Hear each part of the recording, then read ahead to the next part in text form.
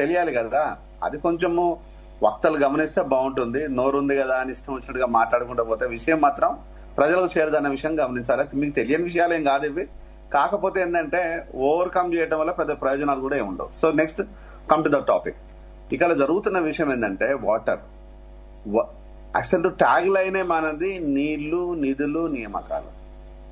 ఈ tag line లోపల ఇక్కడ జరుగుతున్న అంశాలు ఏంటంటే సరే ఓన్లీ నీళ్ల గురించి మాత్రమే మాట్లాడుకుంటాం. మిగతా రెండు విషయాలు మాట్లాడితే రోజు మొత్తం సరిపోదు కాబట్టి నీళ్లు.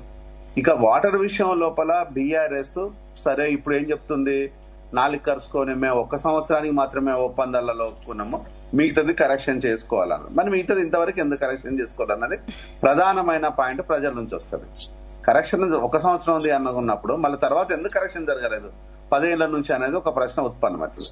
దానికి బీఆర్ఎస్ దగ్గర ఆన్సర్ లేదు. కాంగ్రెస్ కి ఏంటంటే ఇప్పుడు కరెక్షన్ చేసుకునే అవకాశాలు ఉన్నవా లేవా, ఉంటే ఏ పద్ధతిలో ఉన్నవి, లేకపోతే ఎందుకు లేవు అనే దాన్ని ప్రజల ముందు కాంగ్రెస్ పెట్టట్లేదు. ఇక్కడ జరుగుతున్న దాడి అంతా ప్రజల అంశాల గురించి కానీ నీళ్ల గురించి కాకుండా సింపుల్ గా ఇక్కడ జరుగుతున్న దాడి అంతా రాజకీయపు దాడి మాత్రమే జరుగుతుంది. అంటే ప్రతిపక్షాలు రాజకీయాలు చేయడం లోపల పెద్ద ఇబ్బంది ఏం లేదు. జనరల్ గా ప్రతిపక్షాలు చేసేదే రాజకీయాలు, రాజకీయ పార్టీలు కాబట్టి అది ఇప్పుడు అధికారంలో. కానీ అధికారంలో ఉన్న కాంగ్రెస్ కూడా ఇంకా ప్రతిపక్షంలో ఉన్నట్టు రాజకీయాలు మాట్లాడడం అనేది ఇది ప్రజలు సహించరు. ఎప్పుడు కూడా మనం మాట్లాడాల్సింది ఏంటంటే ప్రజలకు కావాల్సింది ఏంది అన్న విషయాన్ని ఒక డిసిషన్ మేకింగ్ అనేది స్ట్రాంగ్ గా ఉండాలి. దాన్ని ప్రజల ముందు పెడితే ప్రజలు దాన్ని ఏ విధంగా రిసీవ్ చేసుకుంటో తెలుస్తుంది. ఇప్పటి వరకు అయితే చాలా క్లీన్. నేను గత 4-5 రోజుల నుంచి ఇదే విషయం చెప్తున్నాను. ఏ డిస్కషన్ లో అయినా కూడా మనము ఏమి కావాలనేది ప్రజలకు అనేది ఓన్లీ అధికార పార్టీ మాత్రమే నిర్ణయిస్తుంది. ఇది అధికార పార్టీ గమనించాలి. ఇందులోపల మీ తత్సారం ఎందుకు, మీరు ఎందుకు ఆలోచిస్తున్నారు, ఇంకా మీరు దేనికోసము. నిన్న చంద్రబాబు నాయుడు గారు ఒక మాట చెప్పారు. ఏంటిది, నీళ్ల మీద రాజకీయాలు చేయొద్దు అన్నది.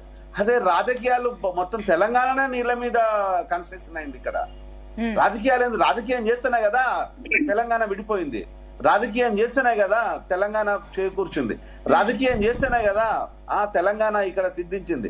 ఇక నీళ్ళ మీద రాజకీయాలను చేయకూడదు అంటే ఈ రోజు ఆయన అధికార పార్టీలో ఉండి ఒక ప్రభుత్వ నేతగా రాజకీయం చేయొద్దు అంటుండ్రు. ఇది రాజకీయం కాదు. నీళ్ల వాటా పంపిణీలు కరెక్టా రాంగా అది చెప్పండి. మీరు ఒక ముఖ్యమంత్రిగా మీరు చెప్పాల్సిన మాట ఏంది, ఇప్పటి వరకు జరిగింది తప్పు జరిగిందా, రైట్ జరిగిందా. రైట్ జరిగితే లేదు బీఆర్ఎస్ కరెక్ట్ పని చేసిందన్న చెప్పు. తప్పు జరిగితే బీఆర్ఎస్ తప్పు చేసిందన్న చెప్పు.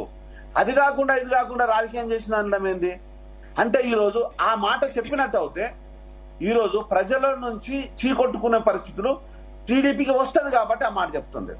అంటే జగన్మోహన్ రెడ్డి నీళ్లు తెచ్చిండు, కేసీఆర్ నీళ్లు ఇచ్చిండు అంటే ఆంధ్రప్రదేశ్కు మంచి జరిగినట్టే కదా. ఆ మంచా చెడా ఈ రోజు చంద్రబాబు గారు చెప్పకపోవడం అనేది దానికి సిగ్గుపడదాం.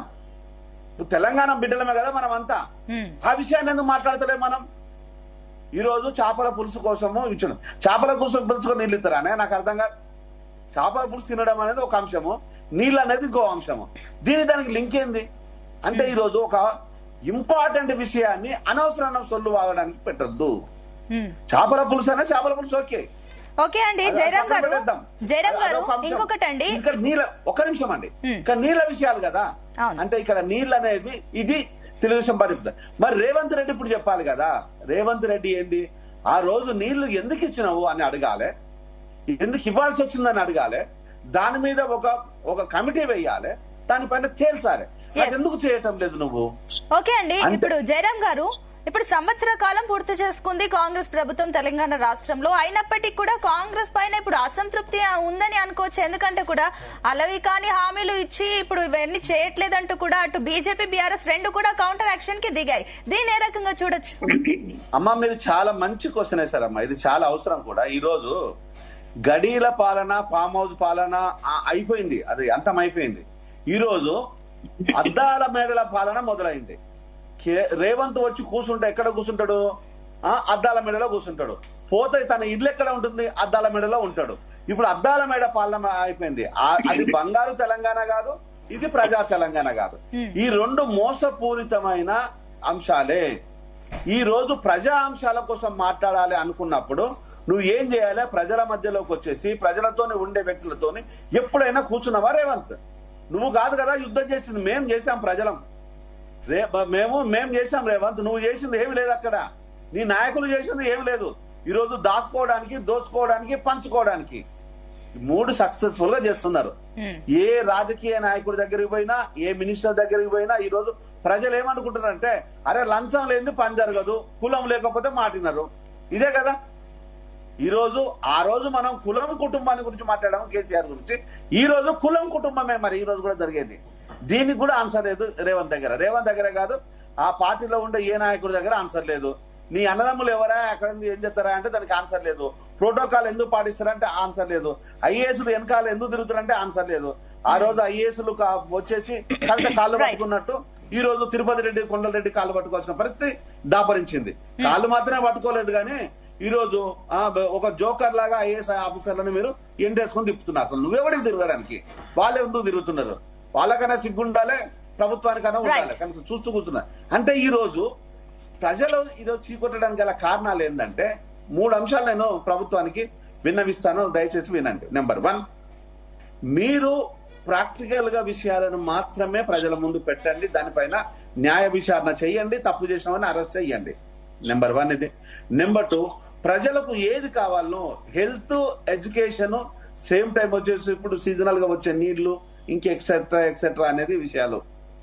ఆల్కహాల్, ఆల్కహాల్ కట్టడి చేసుకుంటూ మిగతా 2 అంశాలు హెల్త్, ఎడ్యుకేషన్ పైన మీరు చేసిన కార్యాచరణ ఏంది, ఇప్పటి వరకు ఏదైనా ఉంటే ప్రజల ముందు పెట్టండి. ఏమి లేదు కాబట్టి నేను అడుగుతున్నాను, ఏమి జరగలేదు కాబట్టి నేను అడుగుతున్నాను.